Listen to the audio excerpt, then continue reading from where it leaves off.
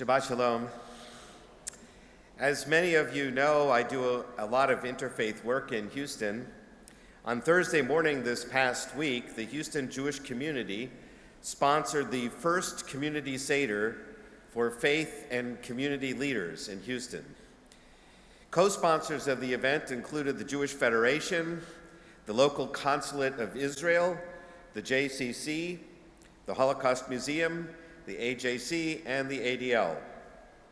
Our community was represented by a number of rabbis and cantors as well, and the pre-K children at Bertha Alice School singing the 4 questions, of course.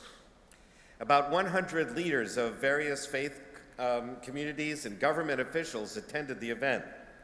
It was a wonderful opportunity to celebrate the diversity of our city, to share a meal together, to recognize our common values, and to inspire each other to collaborate together more often on ways to improve our relationships with each other.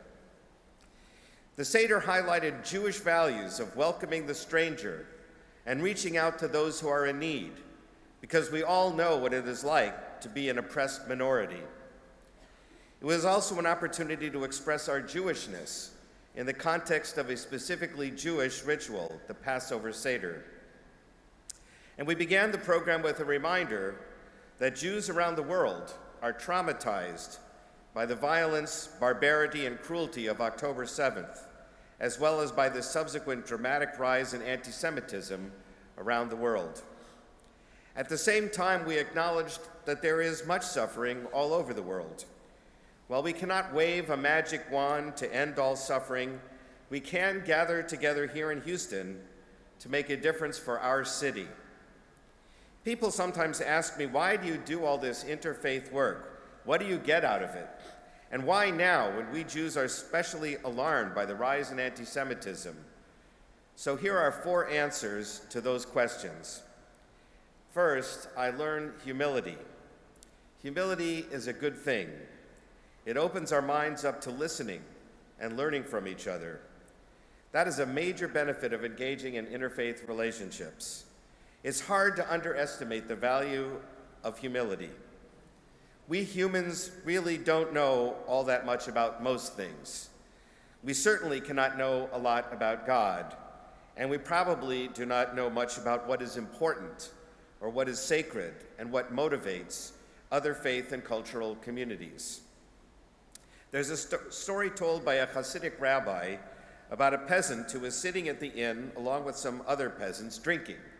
And they had quite a lot to drink, and after having a little bit too much perhaps, one of them asked the man sitting next to him, "Tell me, do you love me or don't you love me?" The other one replied, "Of course I love you." But the first peasant replied, "You say that you love me, but you do not know what I need. You do not know what hurts me. If you really loved me, you would know." And the Hasidic rabbi concluded, to know the needs of another person, to hear their burden of sorrow, that is true love.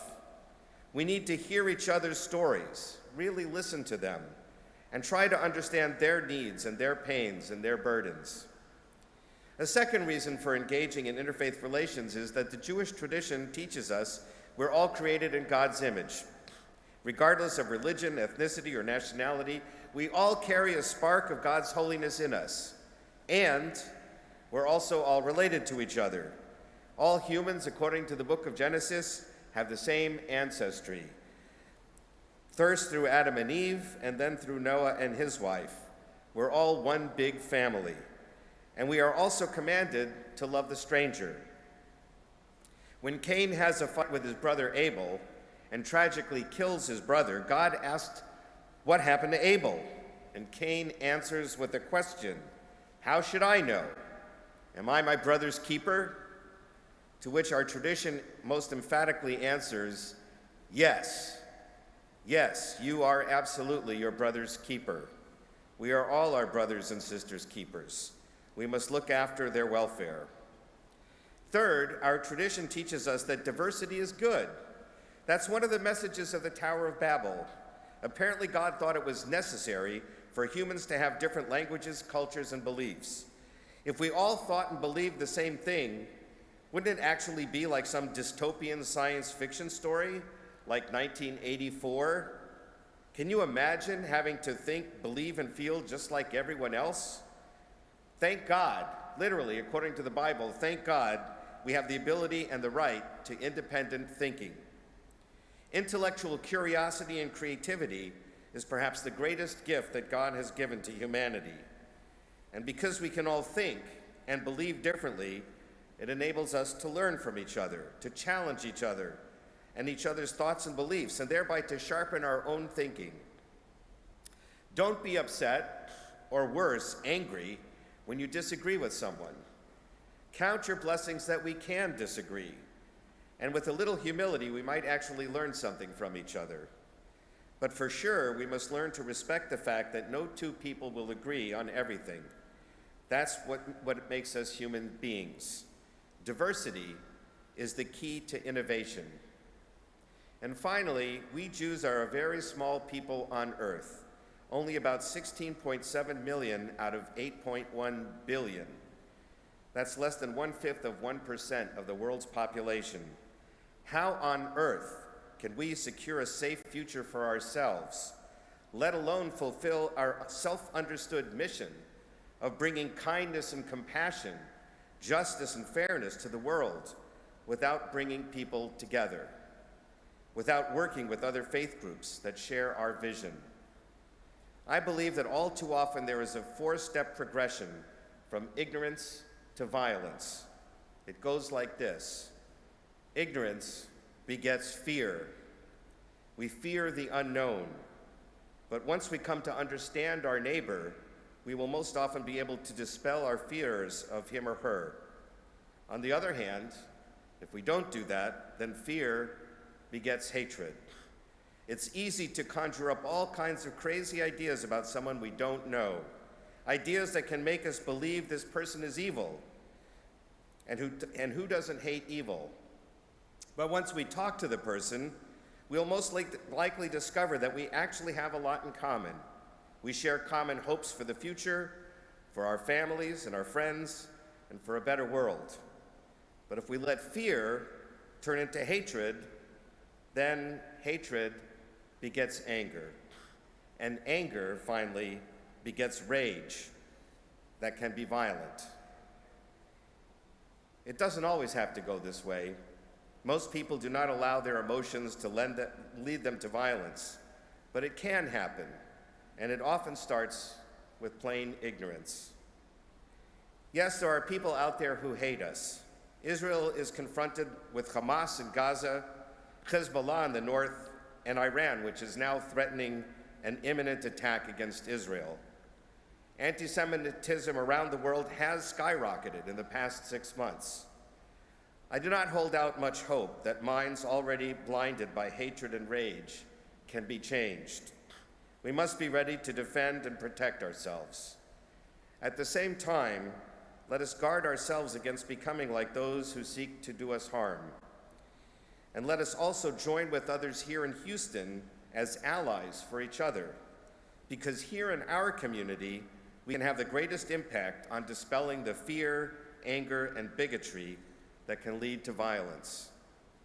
The Torah portion, as our Benot Mitzvah mentioned, talks about a dreadful skin disease we mistranslate as leprosy. It is described as a grotesque skin disease that disfigures the body and which is apparently very contagious.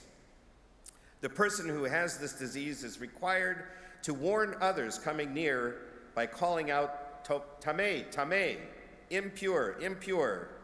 They must isolate themselves from the rest of the community.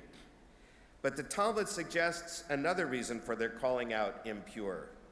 It's not only to warn others of the contagiousness of the disease. As mentioned in our Eitz Chaim Chumashim, it also is supposed to elicit compassion and prayers on their behalf. It is the responsibility of an afflicted person to recognize the illness and seek help. And it is the responsibility of the community to offer support and prayer rather than shun or ignore the afflicted. It is remarkable that the rabbis in the Talmud go out of their way to reinterpret the Torah in this dramatic way. Reading the Torah alone, you get the impression that this person who suffers a dreaded disease is simply treated as an outcast, shunned, to be removed from society. But the Talmud says no. We are required to have compassion, especially on this person, and seek his healing and recovery. In a world where too many people see religion as the cause of all evil, people of faith must come together in fellowship to prove that religion can be a part of the healing of our world. I believe that especially at times like this, especially now, we must double down on our effort to get together, to learn from each other, to perform acts of kindness in this world together, and to dispel the fear and hatred that seems to be so prevalent around the world.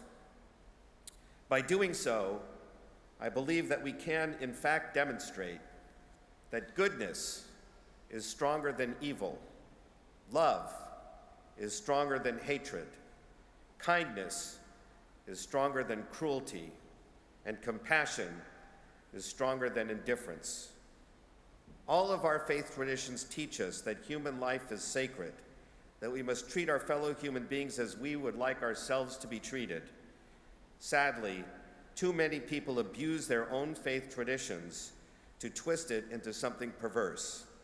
But the large majority of us know better, and our voices must be louder and stronger, and yet filled with love and compassion.